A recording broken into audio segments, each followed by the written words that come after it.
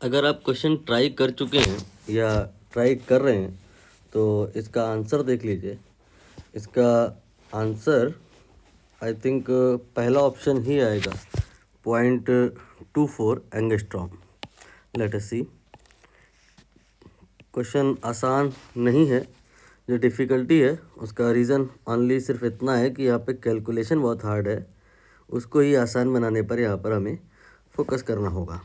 Given क्या है कि एक नाइट्रोजन मॉलिक्यूल है जिसका मास इन्होंने दिया है। If you compare this mass with mass of proton you will realize कि it is 29 times. For example, if we talk about mass of proton, approximately it is 1.6 into 10 की पावर माइनस 27 kg। और अब आप इसमें 29 से multiply कर लीजिए तो ये आपका 46.4 इंटू 10 की पावर माइनस 27, यानी कि ये 4.64 इंटू 10 की पावर माइनस 26 आ जाएगा। ये ऑब्जर्वेशन आपको दिखाई दिया होगा, हो सकता है पहले से ही। तो आप यहाँ पर कह सकते हैं 29 then multiplied by mass of proton, it is the mass value of nitrogen molecule. और टेम्परेचर है ये 400 केल्विन।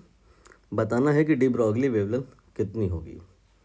तो एक तो तरीका है कि इसका जो फार्मूला है आप वो अप्लाई करें और कैलकुलेशन लंबी लंबी होगी, सॉल्व करें।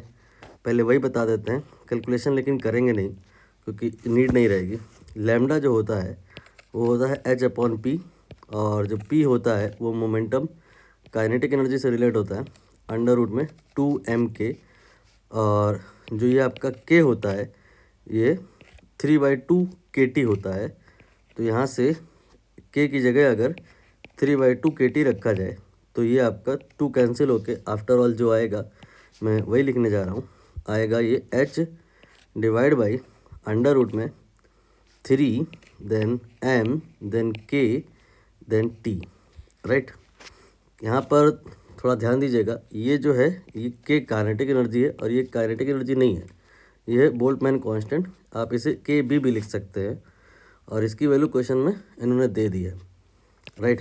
तो अब आप यहाँ पर इसकी वैल्यू देख रहे हो, दे दी है, और M की वैल्यू ये आप देख रहे हैं, दे दी है, और H की वैल्यू, T की वैल्यू ये यहाँ पे दी है, और T की वैल्यू यहाँ दी है।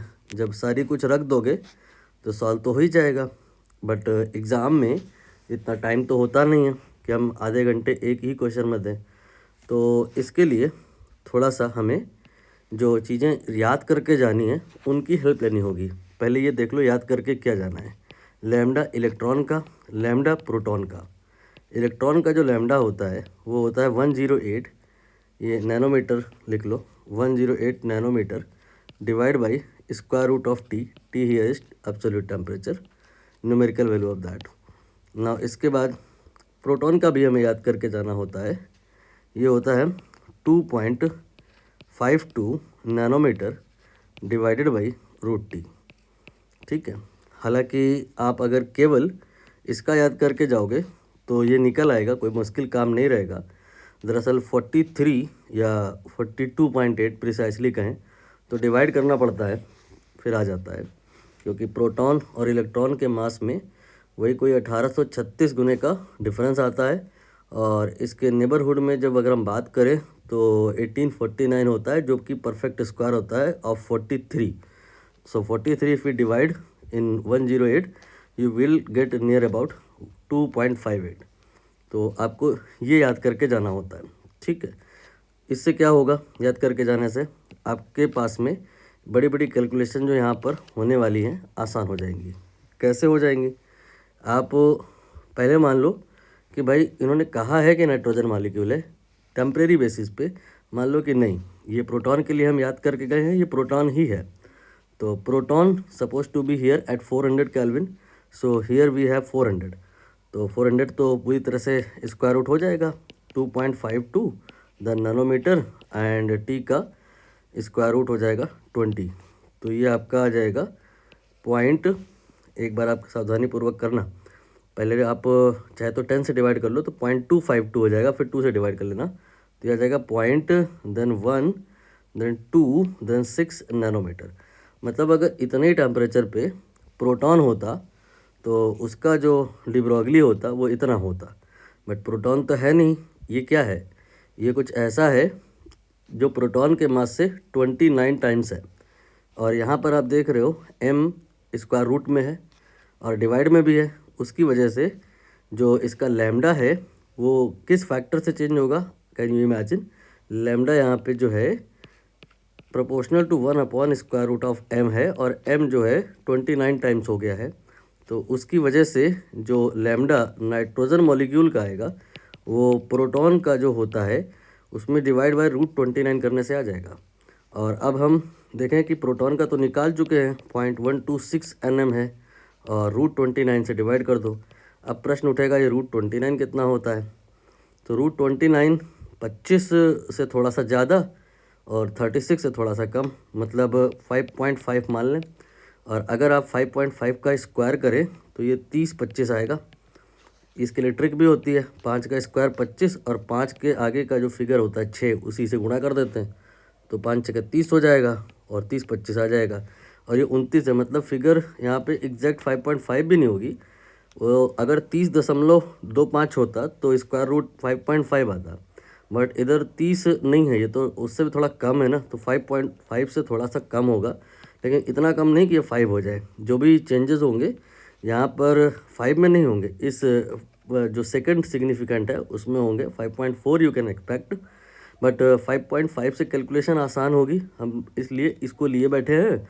और बाद में अकॉर्डिंगली वैल्यू हम देख लेंगे कि अगर यहाँ पर हम 5.5 लेके करते हैं और कुछ आता है तो 5.5 से थोड़ा सा कम लेकर के करेंगे तो अकॉर्डिंगली वैल्यू हल्की सी बढ़ जाएगी।